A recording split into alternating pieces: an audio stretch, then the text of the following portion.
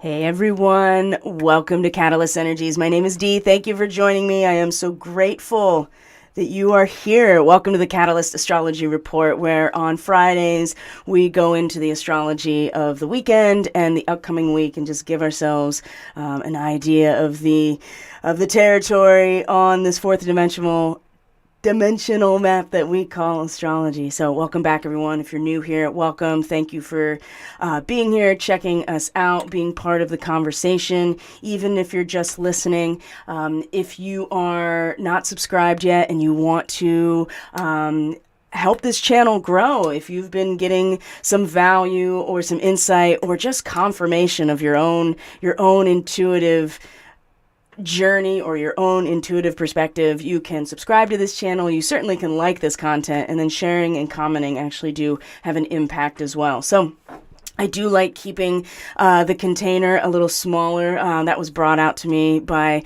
one of my clients actually yesterday in a reading, as we were discussing kind of like the ebb and flow and just the territory in general of social media, influencing content creation, especially around subjects that we talk about here. So we're talking about astrology, the awakening, our own spiritual journey, and kind of this inevitable cycle that we go through as we journey around our own galaxy, and how we ascend and descend by, via our own consciousness during this journey as well. We are coming into a point where we are starting to ascend into that higher spiritual consciousness, and there's a lot of influences out there that are have been attempting, and in some ways are desperately still trying to hang on to controlling the outcome of this event. And the wonderful thing about this eclipse, we'll get there, the equinox, the wonderful thing about this equinox, not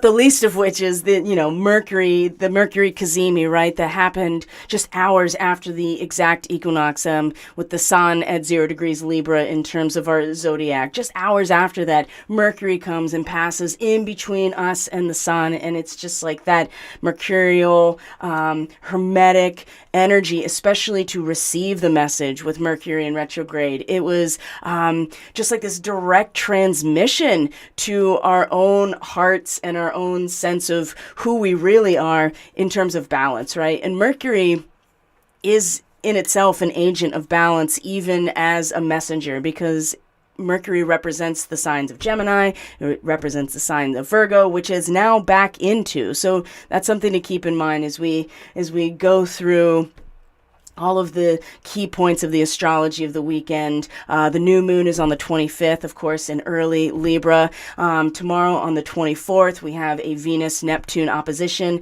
Actually, in the thumbnail image that I used today, that's the latest image of Neptune from the James Webb Telescope. So that's on Astronomy Picture of the Day, and it's making its rounds all over all of that, all of those astrophysics, science-oriented, solar, weather-focused sites, and people interested in that. I mean, it's pretty remarkable what it's giving back to us in terms of what's really out there, right? So I figured since we were going to have this opposition to Neptune with Venus, which we've continued to have, and even Mercury as it stations eventually to go direct on the 1st and the 2nd of October, is going to come right up to a conjunction. Not quite, because Neptune is still moving in its retrograde, but it's going to be within a degree.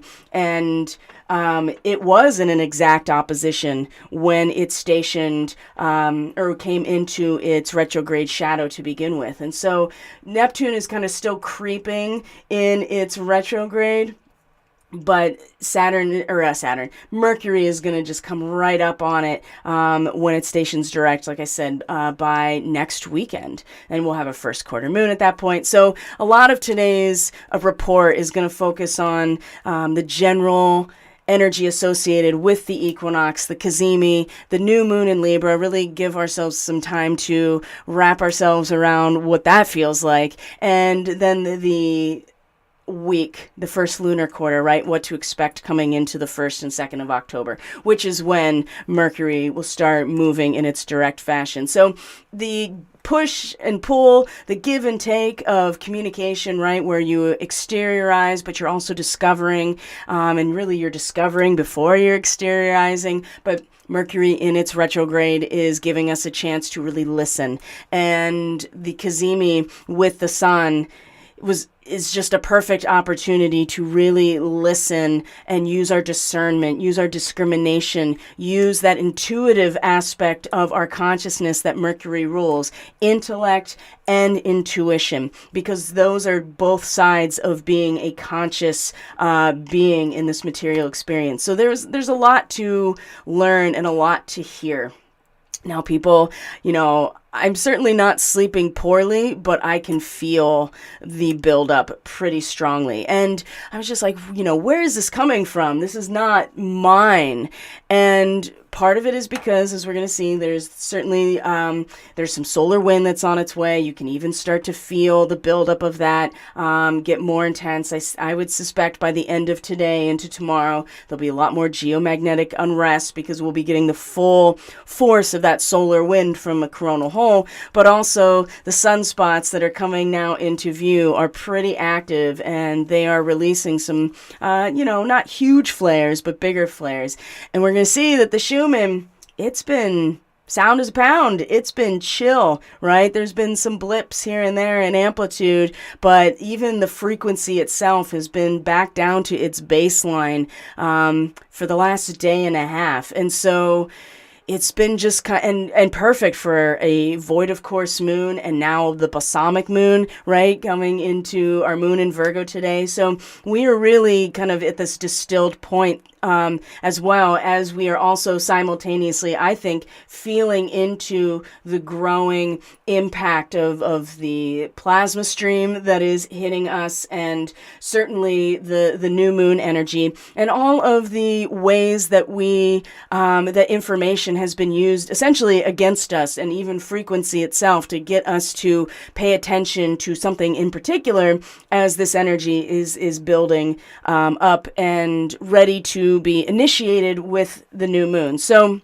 when we talk about transfiguration, we talk about embracing our new or true role, coming into Libra as a sign, as the journey, the archetypal journey, is coming into the 7th house. So everything that has been individualized and worked on and grown and matured and ripened, it's at this moment of harvest that is then given over with the expectation that the dynamic then changes into a brand new thing. And remember, with a new moon, it's not this thing that just happens. The only thing that really happens is that the seed is planted. And so we have to go through the entire lunar cycle of all of the angles that the moon will make with our sun as it journeys around in its own cycle, and how we feel, and how our feelings and our intuition and the flow of our own subconscious really follows a cycle just like the tides do. And it is also relative to what the sun is doing, and keeping this stuff in mind esoterically and exoterically in terms of our actual feels, and how these magnetic experiences from the sun, from the moon, how it all interacts in terms of electromagnetism and plasma and the ether and our bodies physiologically. All of it's connected. And I really have found so much value in being able to integrate even these two types of perspectives, instead of getting caught in the trap of it's either all material or it's all spiritual. And you can see how both of those have been utilized against us, right? You either have, the hyper scientific materialism and the subsequent left hand path of the mystery schools, right? It's basically satanic. And then you have the all spirit, right? The hyper woo-woo new age that is ready to just, go into the ascension process, not realizing that the ascension process truly is about the integration and not the release entirely. So there's these two sides of things that we can think about what we're doing and how we're approaching this whatever this is, this event, right? It seems pretty clear that our sun has a very strong and very measured cycle of micronova. So understanding that process and how we can be, how we can have a relationship with it has been really helping me. So how are you guys doing? How are you feeling? The chat is moving along pretty good, it seems like. And VZ says, I finally remembered a sliver of a dream, so I definitely count this as sleeping well. I hope you slept well too. Happy Friday. I use the dreaming as proof too. Sometimes when I can distinguish a deep grog from real REM sleeping. And then Barb says, I ordered the pure sleep, but hasn't come yet. I did a big dose of melatonin last night. Oh, that'll do it, right? That'll like knock you out into that space. And Sarah says, I'm probably going to get some for my husband. He's willing to try it. And in no way are any of us actually being paid to endorse pure sleep. We all just use it and have been sharing our experiences. And I find it to be very helpful. So if you're not familiar with it, it's something that Cliff High, I think it's his formula that he developed, and it's actually created in, I think, Roseburg, Oregon, right? So it's local to the Pacific Northwest, and it's just it's a powder that is magnesium heavy and has all these other extracts that are really meant to help you rest very easily, but also it has an impact on the pineal in the way that melatonin does, but there's not grogginess, or at least that's how I experience it. So anyway, we are not being paid to endorse pure sleep. We actually are just using it and having benefit from it. Sarah says she's sleeping well and got a new bed that is plush and amazing, and that helps. That totally helps. Oh my God. He's willing to try it if it assists his pain since his issues with sleeping. He sleeps with a CPAP. Oh my gosh. Yeah, I have all kinds of family members doing that right now. I should get them on pure sleep. And I have found that it helped in moments of chronic pain. It really did help me sleep as a result of that. So I really also recommend it for that type of, if your sleep issues are related to chronic physical pain, I found a lot of benefit with it as well. So, and I like how I don't feel groggy or trapped in my sleep too. I definitely wake up when I am being led to wake up, or at that 3 to 5 a.m. I'm definitely woken up if I need to be, but I don't. It's not out of anxiety, and my body feels rested. And of course, that's the big part of the magnesium, I would say. So it's not that I didn't sleep well, but I feel the agitation, and I feel the building of not only the solar weather and the solar wind, but I'm not worried. I'm not necessarily feeling anxiety or fear, but it occurred to me really this morning, finally, I was just like, oh, but there are those who are, and it's still very strong. And one of the things that became very clear to me yesterday, and I feel like this Venus-Neptune opposition that's exact tomorrow, which is really asking us to really maintain some level of simplicity and almost spontaneity and innocence in our own body, in our relationships, in our feels.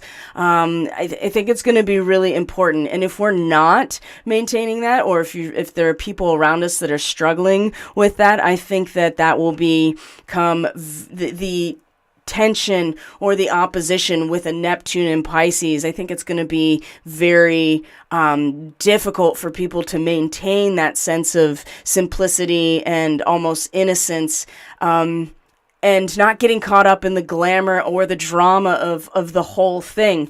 Because Neptune in Pisces, I mean, it's dissolving everything around you down to the source level is where people let go, right? And you either release yourself into that space as a traveler, astrally, or in some sort of shamanic sense, or in dreams, or into the overall experience of the collective as a feeling, right? As opposed to a collective consciousness that is Aquarius, right? That kind of forces the individuation in the experience of being one with everything.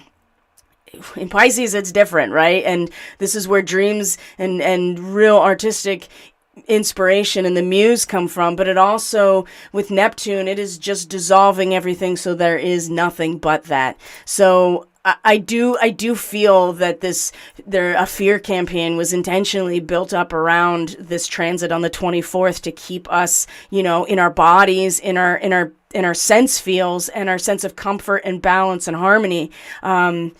To keep that out of that state of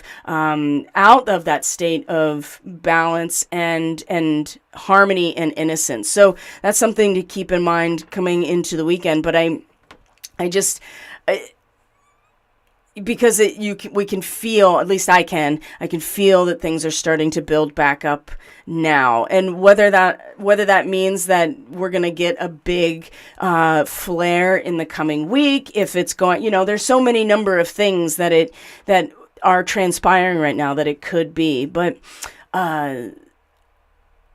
there was a reason I was talking about that transit, and it's gone because I went so deeply into the feels of that opposition that I kind of lost why I went into it. So it doesn't matter. The whole point is here that there may be other people around us that are really struggling with this. And the thing about Venus is that it's embodied. And so sending those people love, people that are confused, people that are caught up, people that are angry, people that are scared for all number of reasons. Like, we don't get to not feel that anymore because we have to be all responsible for each other all the time. And so it's really easy to just kind of separate, and boundaries really are important. But it also feels like that the best way to address that, as we saw in the reading, right, with, like from Tuesday, surrounded by all this energy, all this fragmented energy, and really putting our mental energy towards those areas that feel fragmented, where the things don't feel like they are aligned, and sending it love, right? Because that's really where the agitation and fragmentation is coming from to begin with, is a sense of separation, or not, being withholding love, or not loving ourselves or forgiving ourselves. So everybody's at a different place with it. And, you may not feel that within yourself, or maybe you do, and you're starting to realize there's a whole new level to it. But I think that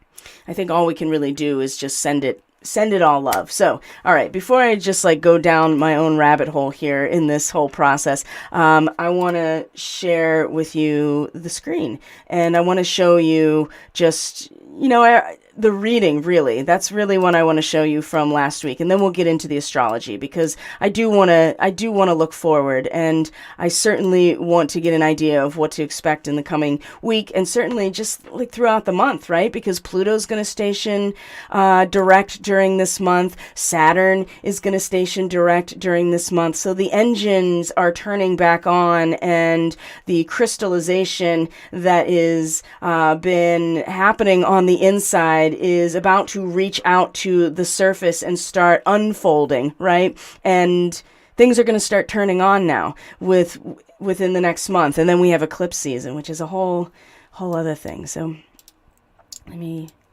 format myself here. And we just finished our Reiki healing attunement event, and on the 21st, that was the last attunement, and then we had our starship, and we all kind of checked in about our experiences with that. And then on the new moon, and I wrote everybody's name that participated on a card, and then created a grid that was what was receiving the attunement every day. And I'm going to take that card and I'm going to burn it on the new moon in a ritual. So then really releasing that energy to the transformational, intensity, right? As a catalyst itself for something brand new. And that's a big part of this new moon in Libra as well. Okay, let me focus here, guys. There's the reading. Okay, just to recap here about the fragmented energy, the standing in our integrity, the fact that, harmonious change is on the horizon, that we have everything we need, all of these cups, upright and full and saturated and abundant, that we've had to deal with the inconjunct energy of our own thought processes and conceptualization and our mind with the actual physical reality of the earth, as the Princess of Swords represents. And that's Venus in Virgo, right? And she's going to come into Libra. She's coming home very, very soon. Lady Justice, right? And that's something I want to draw some attention to as well, because Venus, as the ruler of Libra, right? She is the Lady Justice and is blindfolded, right? And because she is not using her eyes or her vision necessarily of what she sees to determine if these scales are balanced, she's blindfolded and she holds them. She uses her sensitivity, her magnetic quality, her feels to feel the weight of one's heart against the weight of a feather, right? We're thinking about the goddess Ma'at in Egyptian cosmology. So we've been learning what this all means, I think, with this Princess of Swords. It's a growing period and a maturing period, and it hasn't come without its bumps or bruises, and we still have Venus in Virgo, right? And this is part of the opposition to Neptune, and then there will be a trine to Pluto, and in fact, Mercury and Venus are going to meet each other. So,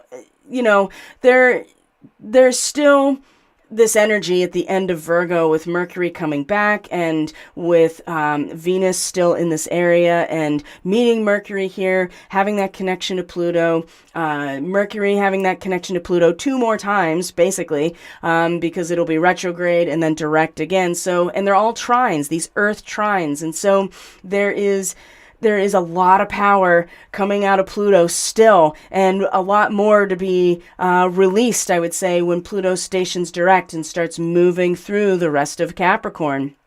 The engine is turning back on. And how appropriate for right around the time of the harvest, right? Libra, Scorpio, Sagittarius. In the Northern Hemisphere, this time of year is the time where the surface world goes into its death cycle. So there's a lot of that we accept as part of not only harmonious change, but also the harvest of coming into Libra. So there's still more that's maturing. There's still more coming to fruition. There's still more pieces.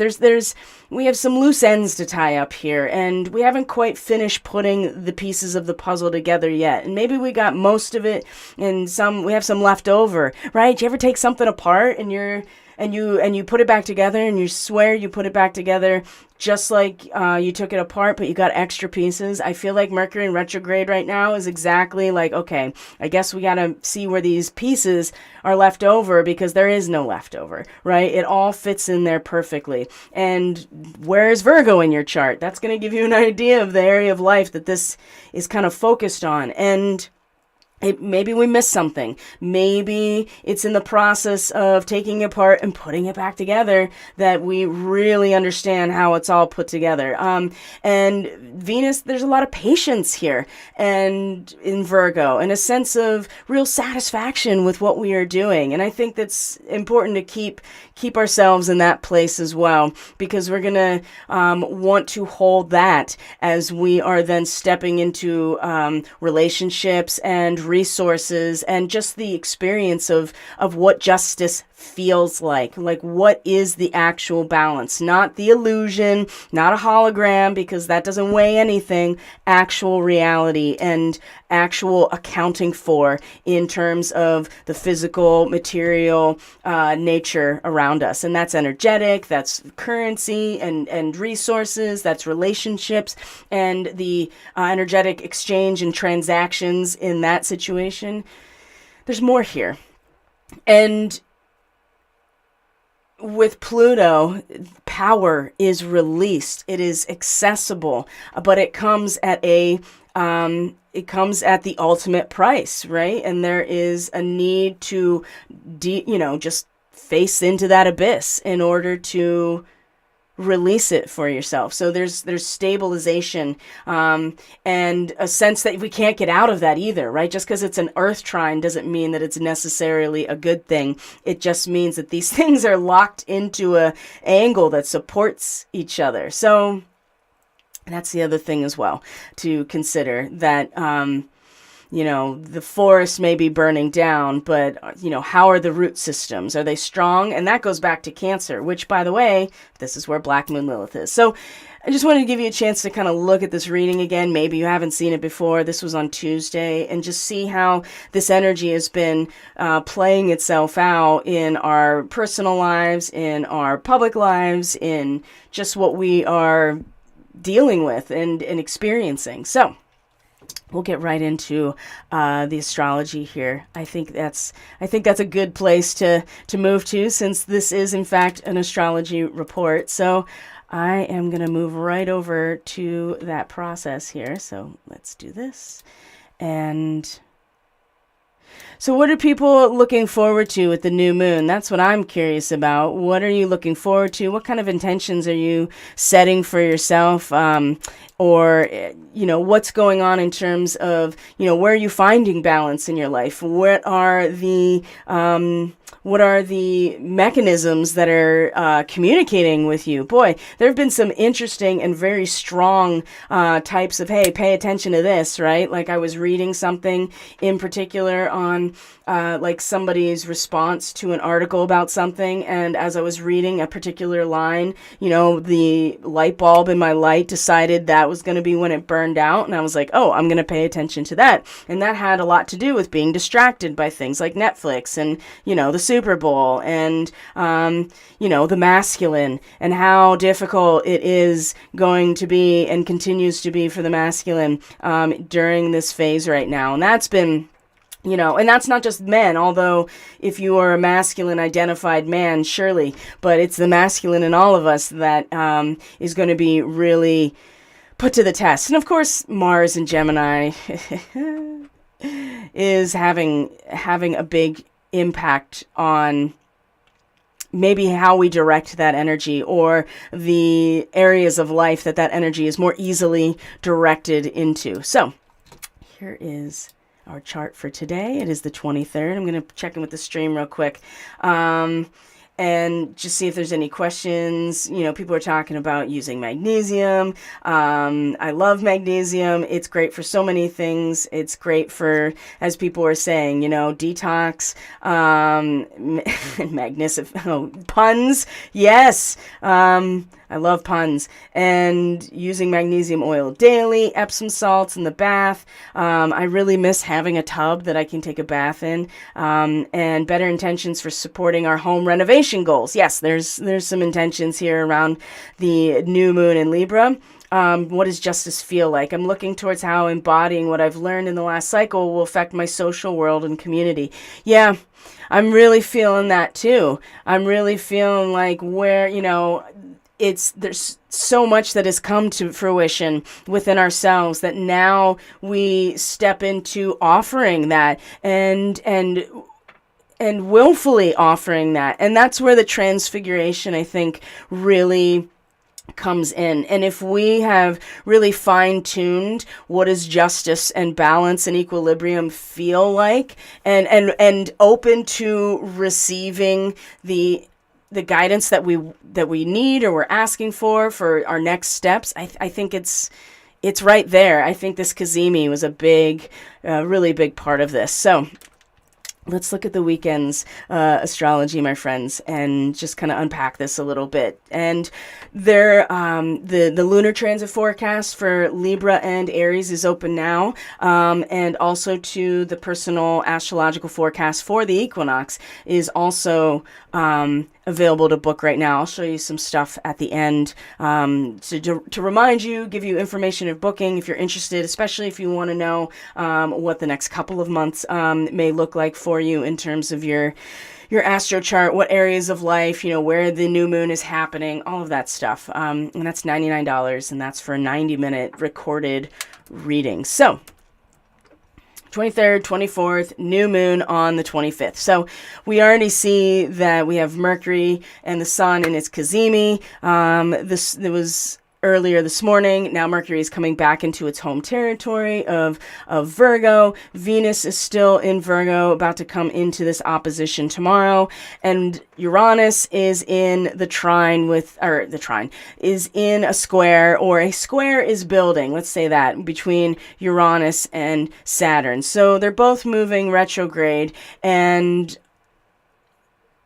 they are, sorry guys, I got distracted because I haven't formatted this correctly again. Jeez.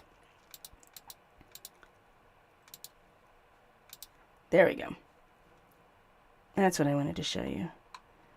Because I used the true node and the true Lilith, the oscillating nodes and the oscillating Lilith in the way that I look at it. Okay, so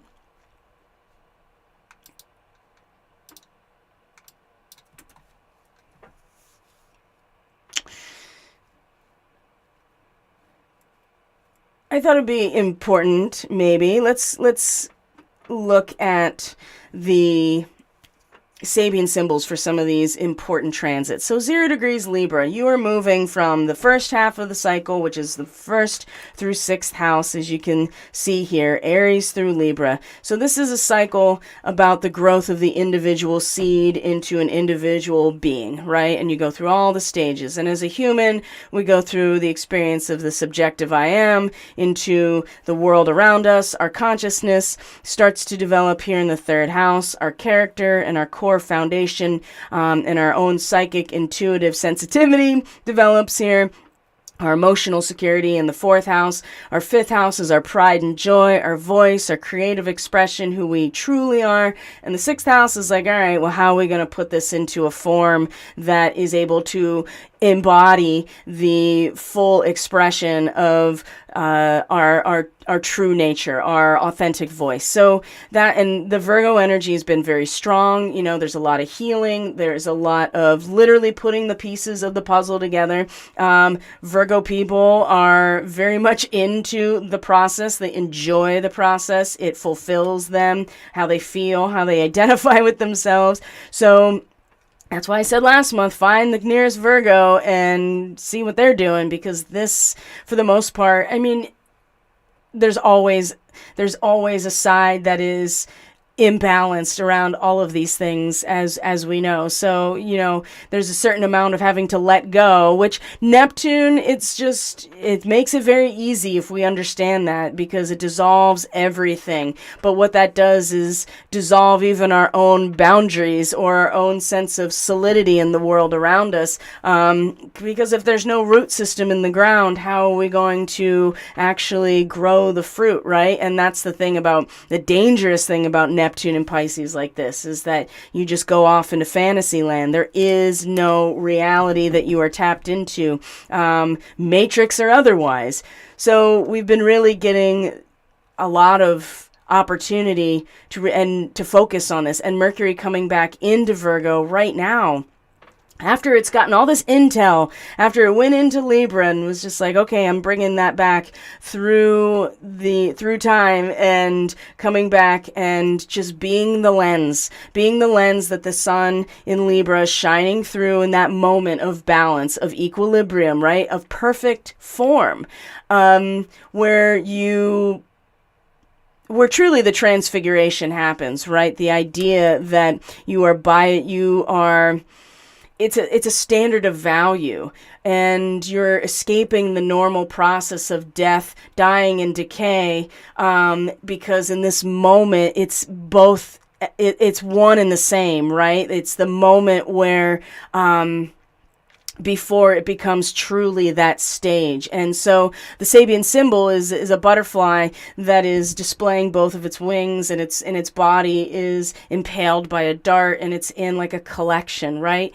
And it represents the outcome truly of the occult process of our own discipleship, whatever that means for us. And so the human individual is made sacred through this process. And it does represent, in some ways, the immortal archetype of reality. And so how you apply that is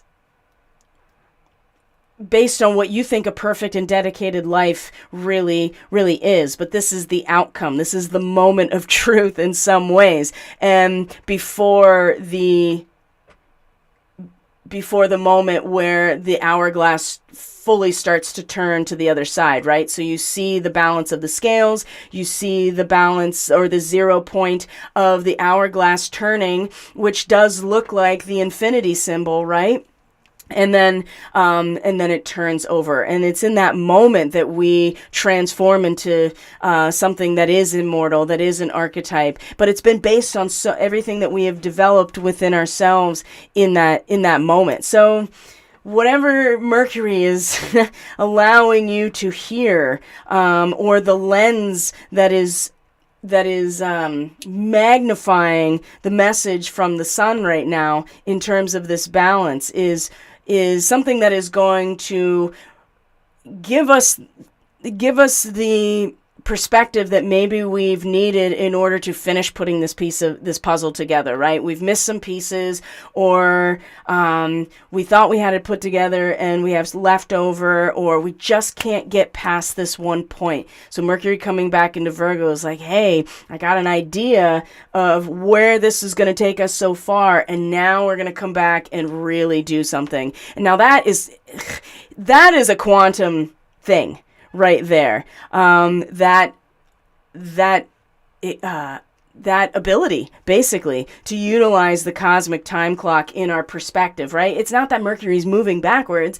It just looks like it is. But because it looks like it is, our perspective is functioning based on that. And so we can kind of use that to influence our spiritual journey and our spiritualized consciousness that does exist. I mean, time, once you come out of third, it is completely non-issue, except for maybe in like lower 4, right? Like where you're traveling through time. So again, then you get the infinity symbol.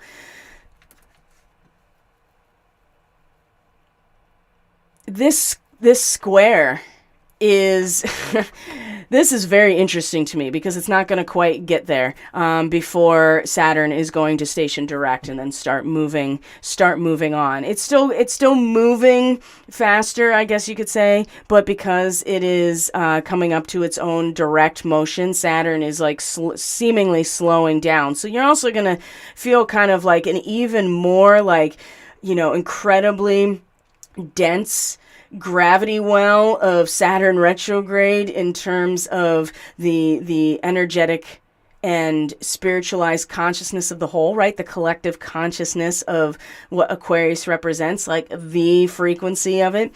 I feel like it is going to, like this tension, this square, that Chiron is the bridge within, is going to get so intense that we're going to really have no choice but to just address Chiron, right? And so Chiron is a big part of this month's story, because as things come into Libra, the Sun and Venus and eventually Mercury, they're all going to come into opposition with Chiron, which is in conjunction right now with the main star of the Andromeda constellation, Alpheretz, the head of Andromeda, which, as many of you may know, is the beginning of the Andromeda Starseed the actual what's the word I'm looking for? 14 degrees Aries to 14 degrees Taurus in the zodiac is about how far the Andromeda constellation itself covers. And so from the area, the fixed stars in between those points represent Andromeda starseed origins. And so we're getting into that territory, and we have been, right? I mean, because Chiron's in its retrograde. So we're still in that territory, but it is all of these oppositions with the Libra energy that is going to bring it out even more, because then we are starting to identify, we're starting to feel justice and equilibrium in our resources, in our values, in our worth. Mercury does, come into Libra as well, and they'll be opposite Jupiter again. And it will be opposite Chiron eventually as well. And then our full moon on October 10th is going to be in conjunct. The moon is going to be in conjunct with Tau Ceti, right? So we have this full moon in Libra, or the full moon will be in Aries, conjunct Tau Ceti. So for all those in the Catalyst classroom, geez, it's a really good thing we talked about all of that stuff.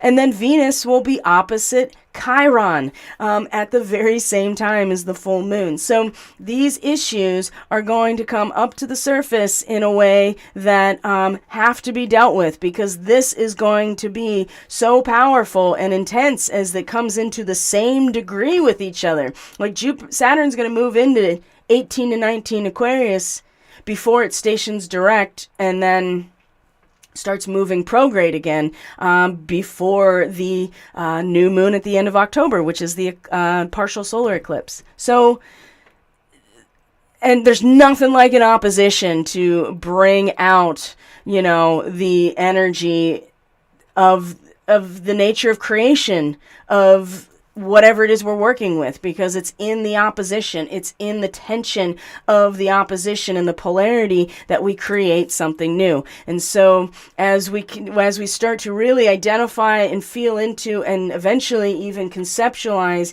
and mentally apply all of this knowledge of balance and justice and equilibrium, it is just going to bring out all of those shame spirals, all of the guilt, all of the ways we betrayed ourselves by not asserting ourselves, all of the ways that we have influenced and encouraged other people or healed other people to assert themselves. And really, this underdog thing is going to come up really strong. And the Chiron bridge is where we truly link the material to the spiritual. And I just think it's going to be a huge conversation throughout October. Definitely, in a way that I don't think we've really, truly realized yet. So in the Catalyst classroom, we talked about Tau Ceti. We talked about the beings from Tau Ceti. We talked about the Starseed traits and some of the stories that are told about where Tau Ceti comes from. The first quarter moon that we're going to see, which it's going to be in Capricorn, right? This is going to be next week on the 2nd of October. We're going to, this is a huge Lyran activation, right? The moon will be conjunct Lyra as it's square to the Libra sun at 9 to 10 degrees. And so, again, this sense of needing to actually trust and feel a sense of trust in these structures, in the institutions, in life, right? In natural law, to be able to reach out and or be willing to take help that is given, but we have to be able to trust it. And there's going to be pay attention to this. Pay attention, because you're going to feel, you might not understand it entirely, but you're going to feel, can I trust this? And this feels like a lot that came out in the last reading for the Reiki attunement. the very last reading, right? You know, what is the help that you feel like you can trust? Like, oh, you know, the rewards you get for overcoming fear. Because there's going to be a temptation, and I'm not suggesting that you shouldn't allow yourself to identify with this, that we have made it past some sort of turbulent waters.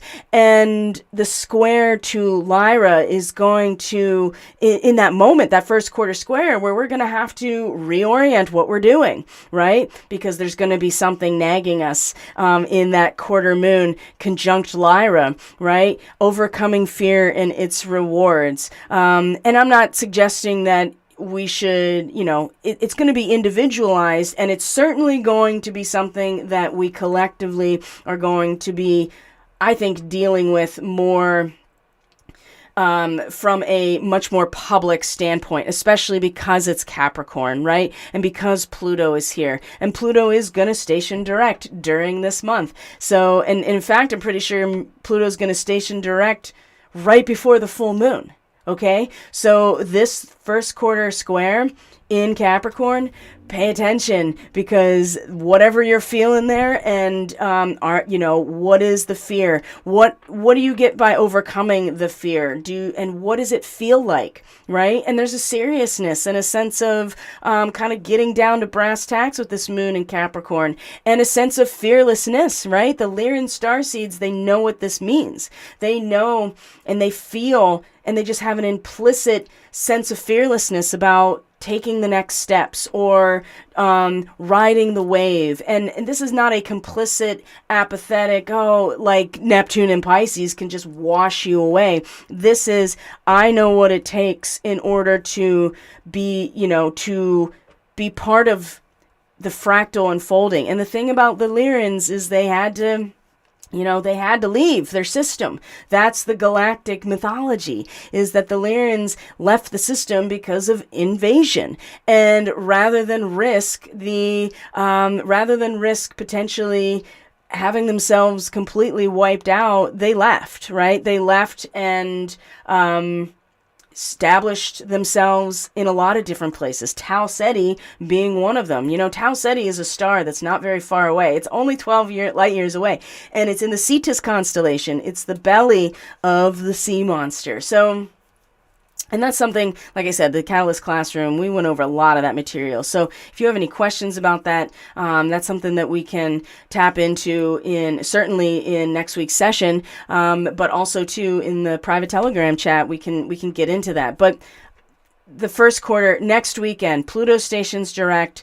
The first quarter moon happens on the 2nd, and Mercury stations direct, right? And so you'd see Mercury and Pluto stationing direct kind of in that same period. No, Mercury stations direct, then we have the first quarter moon, and then Pluto stations direct right before the full moon. Maybe I should just show it to you so you have a visual of all of these things. So let's go a week ahead.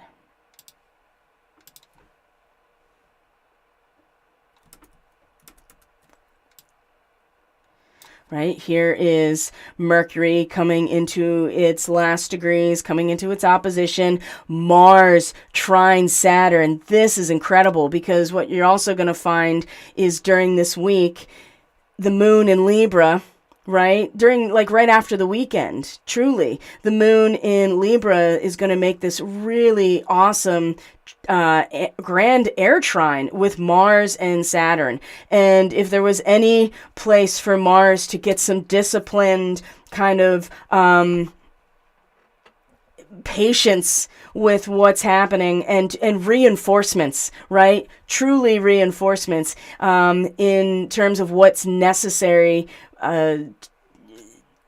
to move forward, right? To really establish that balance within ourselves so that we do feel it, right? The moon in Libra, this is going to be it. So That's going to be really cool. But once we get to the following weekend, like I said, Mercury is going to be opposite Neptune. It's going to station, direct, right? And Mercury and Neptune, right? You have the messenger opposite the, the seat of the soul, the great dissolver. And it's very difficult to hold on to even your own sense of your consciousness as yours with Neptune involved. So it will, in fact, bring the same dynamic back up again in terms of what is it going to take, right? Where is, what is it that enshrines like full service to humanity, to the community? How do you embody, and how does your mind conceptualize, I would say, like, how are you putting the pieces of yourself together in a way that can hold the intensity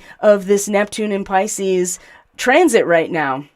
Right? What is it going to take? What is it that within yourself? How does it have to be organized? Right? And knowing where Virgo is in your chart is going to be, how a part of your life, this is most relevant too. But this is one of those reality checks again, and in a way that is, again, we're listening. And so in this opposition, again, you feel the two polarities, but they're also retrograde. So there's a lot of listening. There is a lot of receiving, the transmission, in the polarity itself, right? So then it stations direct from here. So it's now going forward. Okay, now I know what to do. Now I know how to put these pieces together, right? Now I understand my dharma, and I can embrace it actively through my words, my speech, my ideas, starting to organize some things better. Venus at this point is already, by next weekend, in Libra. So she is also home, right? She's home, and also going to be out of view from us, on the other side of the sun still. So, and there will be a conjunction with the sun and Venus in Libra. How sweet is that? How bright, how illuminating, how solar, and maybe that'll be a moment where the sun really decides to pop off towards Venus again, right? And at that point, we will be much more calibrated to embody what justice feels like, what balance feels like, what an upgraded sense of who we are feels like. It's going to be really interesting. There is a lot of fear, and there's a lot of anxiety. There's a lot going on that is really getting us to feel that way. And I just get the sense that it's so important that we find our center, that we go back to the tools that we know have been working for us and continue to employ them and really find our core, right? And so whatever practices work for you, be the meditation, breathing, my gosh, just the process alone of like deep breath work. If you've been having intense, like physical, energetic experiences, right? That I'm telling you, the times that I've had it where I've rendered me like almost paralyzed based on the intensity of the energy moving through and, through me like a jet stream. What can you do? You do what you know works, which is, for me, it was just like I'm tapping into that breath work, my pranayama, and I'm opening my Reiki channels with my intention. And at that point, it was just like, you are the stillness as the rush of, or the torrent of energy moves through you.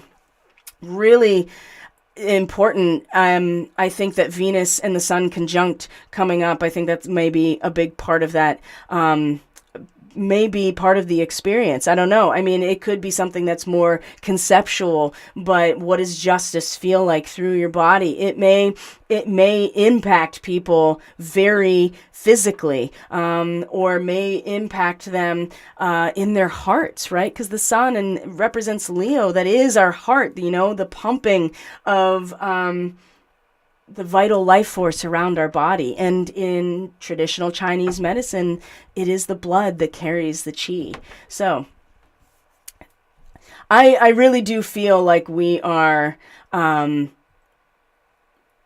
now stepping across, we have stepped across the threshold now with everything, everything that we want to bring with us, and we are prepared and ready and willing in a lot of ways to release the seed of the next cycle. And of course, we're about to come into eclipse season, so you know that that's going to take a certain dynamic and shoot it out 6 months from now.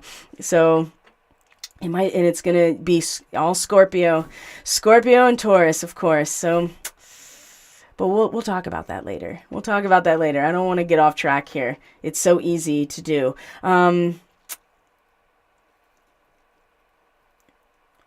Mercury stations direct. We have the moon that comes into Capricorn on the 2nd and has the first quarter moon. And then we go forward to the full moon on, I believe it is the 10th. And like I said, there's going to be all the connections still to Pluto, those Earth trines from late Virgo over to Capricorn and Pluto. So, and here is by next week, you can see that this is when the Sun and Chiron are in opposition to each other. This is where that wounding of our subjective self and the sense that we ourselves are not really, as long as we are healing other people and working towards their, encouraging them and guiding them and teaching them to assert themselves, right? Maybe where this comes from is that we're going to see where we haven't been really allowing ourselves to be healed or forgiven, or where we're withholding love from ourselves. And like I said, the more this Saturn-Uranus square gets more and more intense, the more that we're going to have to embrace this Chiron thing right now. And this will be the first kind of like, besides the moon, right? The moon will be opposite Chiron this weekend, but it's the Sun and then Venus at the full moon, and that full moon conjunct Tau Ceti with Venus opposite Chiron is going to highlight where we have been betraying ourselves, or we have been not asserting our own self or acting in our own best self-interest, and certainly where we have not acted in full responsibility and accountability to our own behavior, right, without being coerced by anybody else, right? That is what true freedom is, and that's something that the A's have told Alex Collier for ever and ever, as long as he's been contacted by them, which is that's kind of where we're headed here. And Chiron in Aries is pointing out all of the ways that we have suffered in order to allow ourselves to understand others' suffering, as well as we make the leap into spiritualized consciousness. And doesn't that kind of take us back to the very beginning of this broadcast, where I talked about how we can't really get away from how other people are feeling as much as we understand boundaries and what's mine and the difference between what's mine and what's other people's. But we're all responsible for each other now, and at that level. And so you may find that you're feeling all of the just feeling the reverberations of things being out of balance, either within yourself or others, and how that manifests within you or in your experience. And maybe being able to find our stillness and identify with balance, right? With justice, with equilibrium. It's one thing to identify with it. It's another thing entirely to actually feel the suffering of where we are imbalanced in relationship to that, right? It's like coming to realize how heavy your heart really, truly is. And if we can be, the witness as well as the experiencer, our compassion for each other and everyone shoots through the roof, and things change on a dime, right? Everything that we are like in resistance and fear of is is not even part of our experience anymore because no one's invested in it anymore. But we have to go through the crucible of it in order to come out of that. And I think it's going to be important that we don't lose sight of either sides of this opposition, and it's so important that we utilize the work of Chiron is truly our superpower, as well as, the template of our own suffering. Boy, it's been quite eye-opening for me personally, and everybody is going through their own journey of what this is all about. But you think you have it all figured out, and then you realize you don't, and you're like, oh, that's what Socrates was saying. He was just like, don't ever trust anybody who says they know what the hell they're doing or they have it figured out, because no one ever will, and that's the whole point.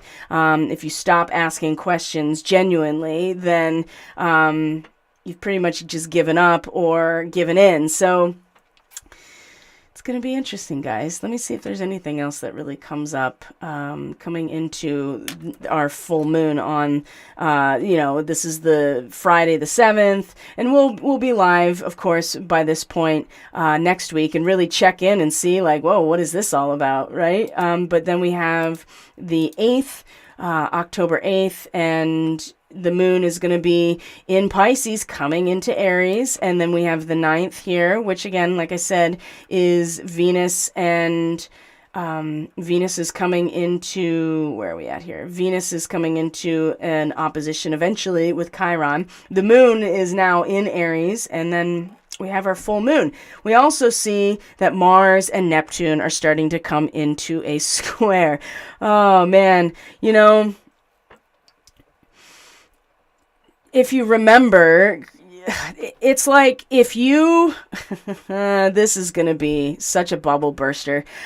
If you rely on the resistance entirely, imagine if you rely on the resistance of this frozen pond to skate over, right? And you're like, yeah, it's the resistance of this cold frozen pond. Look at what I can do. I can twirl around like a figure skater. Like, I have managed to triumph over the entropy of the universe by finding something fun and enjoyable and a means to glide across this. Well, imagine Neptune comes along. It's like, haha, there is no frozen pond.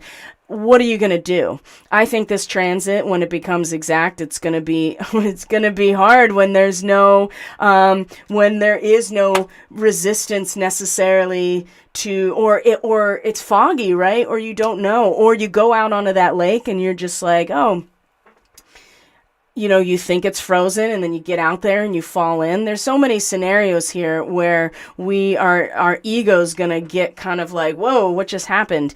If we're not paying attention. Now, if you've ever seen these people who do, it's a certain type of like ice skating, but it's on the really thin like spring ice in, up in the Arctic. I can't remember what it's called, but I've seen it, and the ice makes these incredible sounds when they're skating over it. And, these are people that are really practiced, obviously, at this particular sport.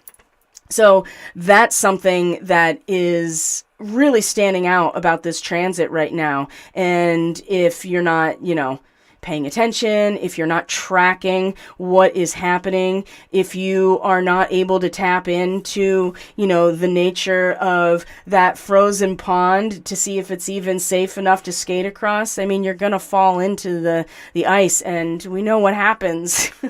Unfortunately, when that happens, this transit, I'm not worried.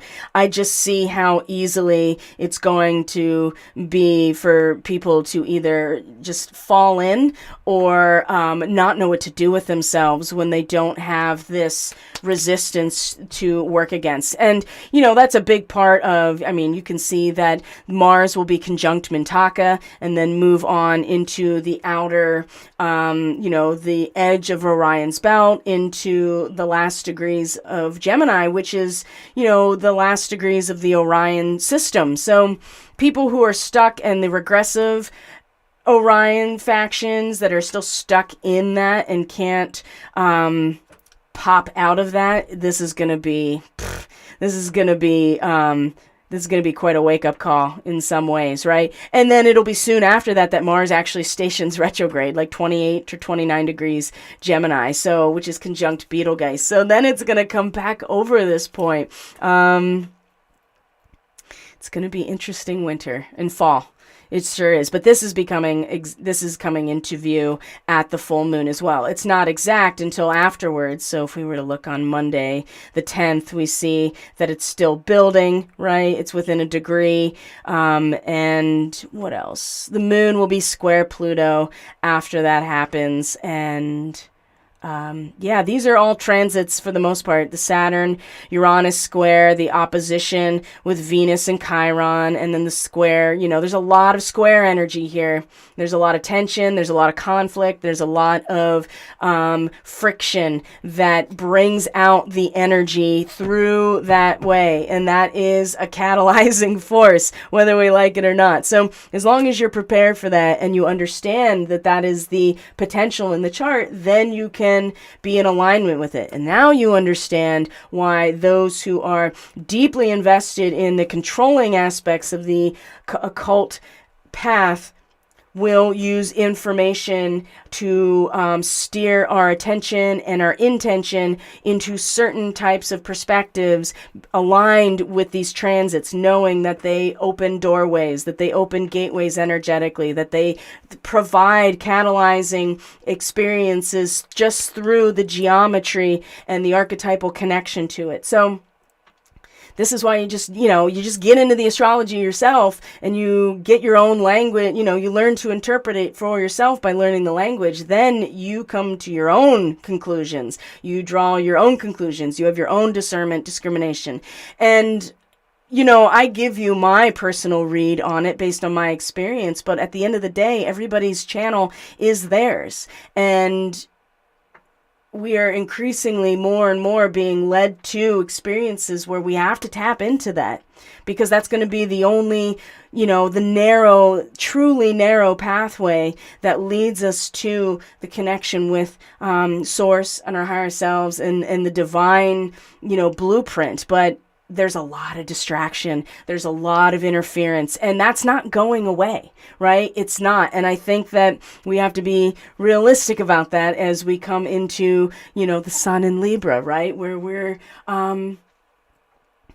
it's only within the balancing point of the polarity that we find the stillness or the calm waters. And I feel like that this first quarter moon next weekend is going to really challenge our ability to find that center, and probably for good reason too. So don't necessarily push away your sense of like, this feels really off to me, if it seems to go against what, the narrative of your favorite influencer has been, telling you. So it happens all the time, right? And it can be frustrating when you're just like, wait a minute, I thought I had that figured out. See it as the experience of learning what this means, how to do it, what it feels like. So then you aren't reliant on some bullshitter that is really got their own ends, right? And that's a lot of people. And there's a lot of truth mixed into that, right? And when you become a means to an end person at the expense of your soul and your karmic residue being completely cleared, unless you know exactly what you're doing and why, and you've already cleared it with yourself of what that means. Like, if you're a means to an end person, we all know what that did in Atlantis. We know, we brought that memory with us here and now so that we don't forget, and we apply that to what's happening now. And it's so much more powerful when we're all on board together, intentionally, consciously, without means to an end, but just in love, right? And what comes from that is a fucking miracle. Sorry. But that's what it is, right? Instead of taking on all the responsibility as like an ego to try to fix everything. the only thing that you can really work on is your own self. And that's where we've been led here to do this. Some of us, multiple human lifetimes in order to get to this place, to be ready to hold the space, right? And this is about the feminine coming forward, because our ability to hold the space is, and to have the magnetics in order to hold the intense space, whatever it is, the micronova, disclosure, whatever, it's all going to come probably at the same point of that 0 point.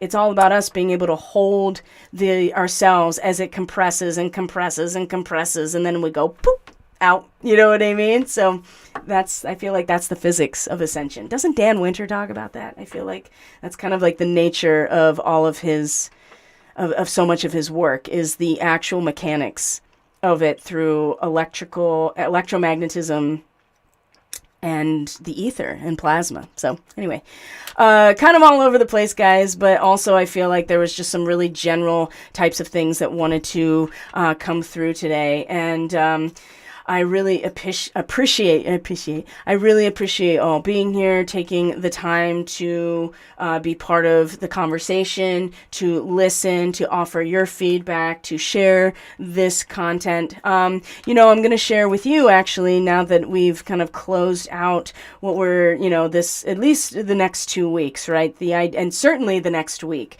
where we're going. I would like to share with you a couple things, right? The equinox forecast is open. You go to catalystenergies.net. You can link to that in the description box, and it'll certainly take you to the homepage where you can book this reading. You don't have to, I know the equinox was officially yesterday. We're looking at a really strong and a 3-month stretch of time, 4-month, whatever, out to the solstice. So if that's something you're interested in, we can still do that. It's $99. It is a 90-minute recording that takes you on a journey through the next couple of months with your natal chart, your starseed markings, and your progress chart. So that's something, if that interests you, you can book, like I said, right from the website. And if you're on my email list, I'm sending out an email today, and you can book right from that email as well. So that is an option. And then also to the lunar transit forecast, if you're looking for something a little bit more truncated, more concentrated, you're on a different kind of budget right now, and you want to look at, or you're really familiar with your chart, but you're like, you know what, I really want to see how this month's going to go for me as a Libra sun, Libra moon, Libra rising. This is also now available, the forecast sale rate. So go to catalystenergies.net, or if you're on the email list, you'll get an email that'll give you an option to book right from that email as well. So that's something to consider for Aries and Libra, sun, moon, and rising. So my friends, I'm going to leave it there for today. Thank you so much for being here. I truly appreciate each and every one of you so much. I'll see you on Monday for the Starseed Ministry. You guys have a great weekend.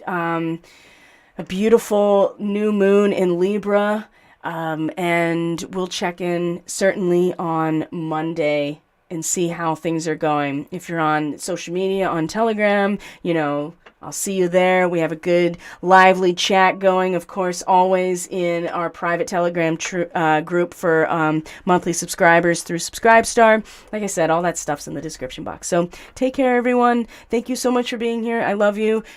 Take care of yourselves. Take care of each other the best you can. And I will see you on the flip side, guys. Bye.